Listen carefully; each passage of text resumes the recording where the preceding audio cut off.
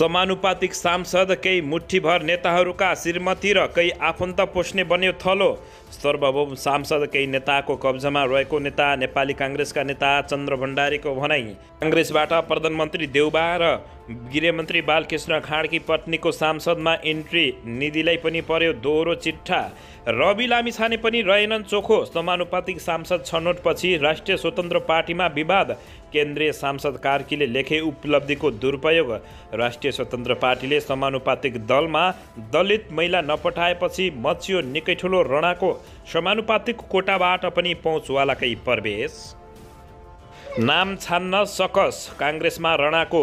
दिउँसो 4 बजेभित्र बुझाउनु पर्ने नाम राति 1:15 बजे मात्र निर्वाचन आयोगलाई बुझाएपछि निर्वाचन आयोगको नियमको उड्यो धज्जी।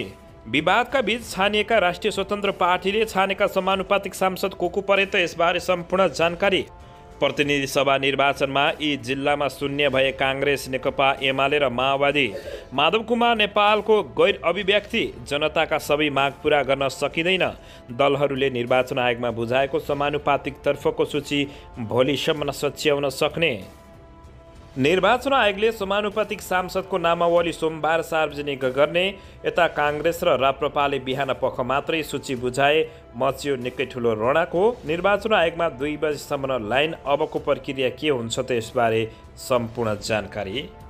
र जुम्लाका 31 वर्ष मुनिका 3 सांसद को परे त यसबारे सम्पूर्ण जानकारी। डाक्टर बाबुराम भट्टराईको नेपाल समाजवादी पार्टीले पनि पठायो समानुपातिक सांसद। चोलेन्द्र शमशेर जबराको सम्मानजनक अवकाशको अवस्था न्यून।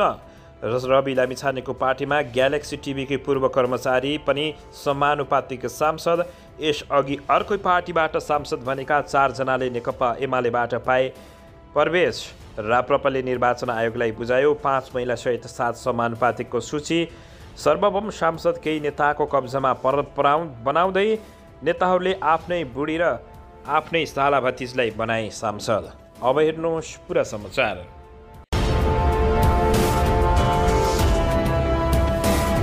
दर्शकबिन नमस्कार। तपाईहरू यति बेला युवा नेपाली युट्युब च्यानल हेर्दै हुनुहुन्छ। दर्शकबिन यदि हाम्रो च्यानल युवा नेपालीसँग अझै पनि सब्सक्राइब गरेर जोडिनु भएको छैन भने सब्सक्राइब गरी जोडिनुहोला। साथै सँगै रहेको बेल आइकनलाई दबाउन पनि नभुल्नुहोला। दर्शकबिन तपाईहरूले हामीलाई कहाँदेखि हेर्दै हुनुहुन्छ, कस्तो अवस्थामा हेर्दै हुनुहुन्छ, देशदेखि हेर्दै हुनुहुन्छ या विदेशदेखि हेर्दै हुनुहुन्छ। यदि तपाईँहरूले हामीलाई रेगुलर हेर्नुहुन्छ भने रेगुलर र पहिलोपटक हेर्दै हुनुहुन्छ भने पहिलोपटक भनी कमेन्ट बक्समा गई कमेन्ट गरी हाम्रो मेहनतको लागि एउटा सानो लाइक गर्न पनि नभुल्नुहोला। आउनुहोस् दर्शक महानुभावहरू, आजको पहिलो खबरतर्फ लागौँ। दर्शकबिन नेपाली जनताहरूले खाई नखाई गरेर दिएको निर्वाचनको खर्च तथा भोटलाई दर्शक महानुभावहरू केही नेताहरूले आफ्नो गोजीको पेवा सम्झिएका छन्। दर्शकबिन यसैबीच यता नेपालका नेताहरूले आफ्नै श्रीमती तथा आफ्नै भाइ भतिजहरूलाई सांसद बनाएको देखिएको छ।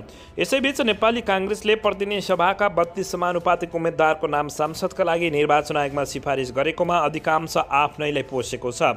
मङ्सिर 4 मा सम्पन्न निर्वाचनमा प्रतिनिधि सभाको समानुपातिकतर्फ प्राप्त गरेको मतका आधारमा काङ्ग्रेसले 32 सिट पाएको थियो। काङ्ग्रेसबाट 110 जना समानुपातिक उम्मेद्वार मध्ये 29 जना महिला र 3 जना पुरुष सांसदका लागि सिफारिस भएका हुन्।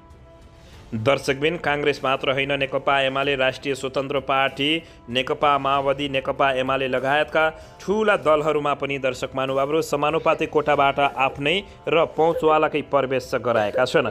दर्शकबिन पहुँच नपुगेको क्षेत्र व्यक्तिलाई संसदमा पुर्याउनका लागि समावेशी सिद्धान्तको आधारमा समानुपातिक निर्वाचन प्रणालीको व्यवस्था गरिएको भए तापनि समानुपातिक निर्वाचन प्रणालीमा पनि पहुँचवालाकै पकड रहेको छ।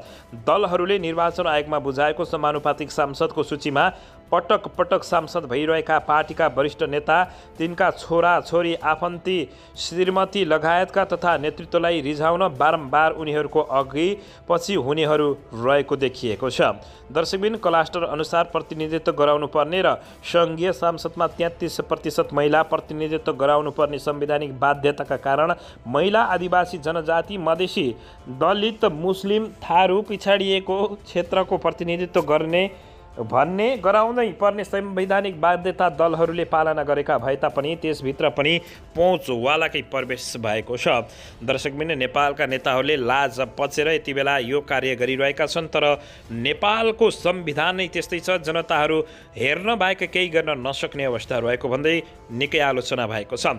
समानुपातिक प्रणालीमा सबैभन्दा धेरै मत पाएको नेकपा एमालेबाट स्थायी कमिटी सदस्य तथा पूर्व मन्त्री रघुजी पन्त, नेपाल परिवार दलका अध्यक्ष पूर्व मन्त्री एवं एकनाथ ढकाल, व्यवसायी देवी बहादुर भट्टचन्द, उपाध्यक्ष रामबहादुर थापा बादलकी पत्नी नैनाकला थापा, अघिल्लो प्रतिनिधि सभामा जसपाबाट सांसद रहेकी अमृता अग्रहरी लगायतका नेताहरू समानुपातिकको कोठामा सांसद बनेका छन्। यस्तै दोस्रो मत पाएको नेपाली काङ्ग्रेसबाट पार्टी उपसभापति र उपप्रधानमन्त्री भइसकेका विमलेन्द्र निधि, पार्टी प्रवक्ता पूर्व मन्त्री डाक्टर प्रकाश शरण महत, सह महामन्त्री जीवन परिवार सभापति देउबाकी पत्नी आर्जु देउबा, गृहमन्त्री बालकृष्ण खाँडकी पत्नी मन्जु खाँड लगायतका व्यक्ति समानुपातिक सांसदमा सिफारिस भएपछि निकै दर्शक महानुभावहरू लाजमर्दो भएको छ। यस्तै नेकपा माओवादी केन्द्रबाट मन्त्री भइसकेका पार्टी सचिव हितराज पाण्डे, रातो पासपोर्ट दुरुपयोगको मुद्दामा दोषी ठहर भएका नेता शिवपूजन रायकी पत्नी मीना यादव लगायतका सांसद सिफारिस भएका छन्। राप्रपाबाट पूर्वाध्यक्ष पटक पटक मन्त्री र सांसद भइसकेका पशुपति शमशेर जबरा, पूर्व मन्त्री बुद्धिमान तामाङ र नेता रोशन कार्की समानुपातिक सांसद बनेका छन्। जसपाबाट नेता अशोक राईकी पत्नी सुशीला श्रेष्ठ, कार्यालय सचिव प्रकाश अधिकारी सांसद चयन भएका छन्। पहिलोपटक चुनावमा सहभागी भएको राष्ट्रिय स्वतन्त्र पार्टीले भने नयाँ अनुहारलाई सांसदमा पठाए तापनि त्यसमा पनि निकै विवाद भएको छ। दर्शकबिन यसैबीच आउनुहोस् अर्को समाचारतर्फ लागौँ। निर्वाचन आयोगले सोमबार समानुपातिक तर्फका सांसद निर्वाचित भएको घोषणा गर्ने भएको छ। राजनीतिक दलले शनिबार बुझाएको नामावली जाँचबुझ गरेर सोमबार समानुपातिक तर्फका सांसद निर्वाचित भएको घोषणा गरिने निर्वाचन आयोगको तयारी रहेको छ। राजनीतिक दलहरूले शनिबार बुझाएको नामावली जाँचबुझ गरी सोमबार समानुपातिक तर्फका सांसदहरू पनि निर्वाचित भएको घोषणा हुने निर्वाचन आयोगले जनाएको छ। निर्वाचन आयोगले समानुपातिक तर्फबाट सांसद भएको एक हप्ताभित्र निर्वाचन सम्बन्धी सम्पूर्ण प्रतिवेदन राष्ट्रपति विद्यादेवी भण्डारी समक्ष बुझाउने जनाएको छ। मङ्सिर 4 मा सम्पन्न निर्वाचनमा सङ्घीय सांसदको नेकपा एमाले 34 सिट, नेपाली काङ्ग्रेसले 32 सिट, नेकपा माओवादी केन्द्रले 14 सिट, राष्ट्रिय स्वतन्त्र पार्टीले 13 सिट, राष्ट्रिय प्रजातन्त्र पार्टीले 7 सिट, जनता समाजवादी पार्टी र जनमत पार्टीले 5-5 सिट समानुपातिकमा प्राप्त गरेका छन्। दर्शकबिन यसैबीच यसअघि अर्को पार्टीबाट सांसद बनेका 4 जनालाई नेकपा एमालेबाट अवसर पाएका छन्। दर्शकबिन नेकपा एमालेबाट मधेसी कोटामा सांसद बनेकी अमृता अग्रहरी यसअघि जनता समाजवादी पार्टी जसपाबाट सांसद भएकी थिइन्। उनी छाडेर नेकपा एमालेमा लागेकी हुन्।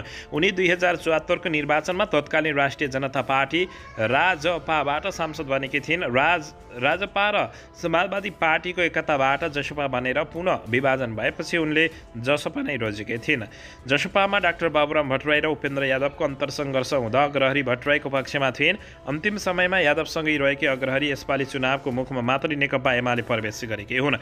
उनी अग्रहरी अहिले सांसद बन्न सफल भएकी छिन्। लगातार 2 पटक सांसद बन्ने अवसर अग्रहरीले पाएकी हुन्।